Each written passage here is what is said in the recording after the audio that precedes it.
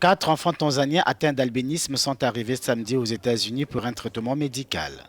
Ces enfants ont subi des mutilations dans des attaques dont ils ont été victimes à cause de leur albinisme.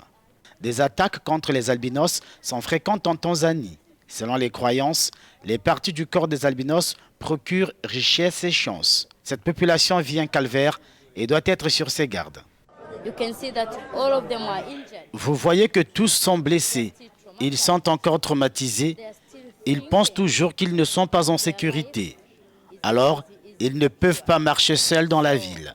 Ils ne peuvent pas. Ils ne peuvent marcher qu'avec quelqu'un comme moi ou avec leur professeur ou leur matrone, mais pas avec un étranger. Ils ne font confiance à personne.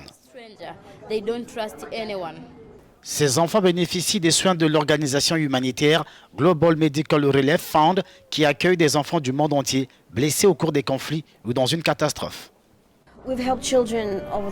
Nous avons aidé des enfants au cours des 20 dernières années, des enfants qui ont marché sur des mines terrestres, ont lancé une canette et ça a explosé, un tireur embusqué, un tsunami, des typhons, une maladie, mais c'est délibéré et vous ne pouvez pas comprendre leurs blessures. C'est juste ahurissant.